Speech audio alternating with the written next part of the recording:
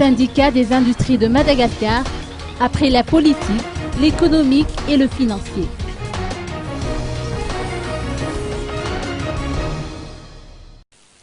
Outre la stabilité politique et économique, une concertation entre les partenaires techniques et financiers et les futurs dirigeants de ce pays, ainsi que l'ensemble des acteurs du secteur privé, est requise, d'après l'avis de Stéphane Ravelson, président du syndicat des industries de Madagascar. L'année 2013 a été une année morose pour l'industrie, a-t-il souligné au passage. 2013 a été une année très morose pour l'industrie malgache, tout simplement parce que le marché local a été victime, je dirais, d'un désordre total. C'est-à-dire qu'on voit partout sur le marché local des produits venant du monde entier. Donc l'industrie malgache a été victime de cet état de choses, et ce qui a rendu donc la compétitivité des industries malgaches un peu réduite. Donc si on peut le dire, ça a été très difficile pour nous, mais on est là.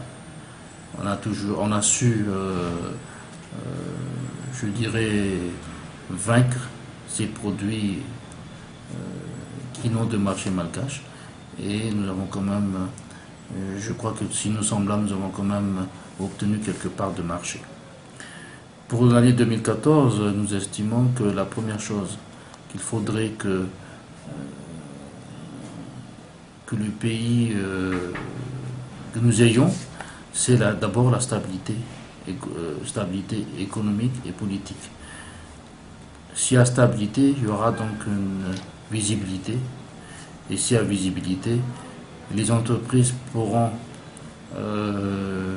établir un plan à court terme et même voire à moyen terme pour qu'ils puissent déjà envisager d'investir, de créer des emplois et de relancer la consommation.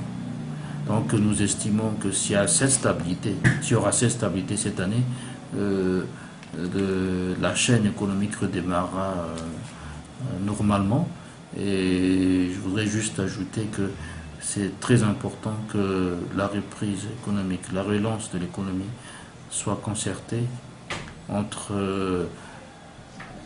les partenaires techniques et financiers, le prochain gouvernement et l'ensemble du secteur privé. L'un des problèmes auxquels l'industrie malgache est confrontée vient de la concurrence déloyale et de l'abondance des produits importés. Notre interlocuteur a tenu à préciser que les produits de fabrication locale sont pourtant diversifiés et n'ont rien à envier aux produits importés. D'ailleurs, l'un des défis à relever consiste selon lui à conquérir le marché de l'océan Indien.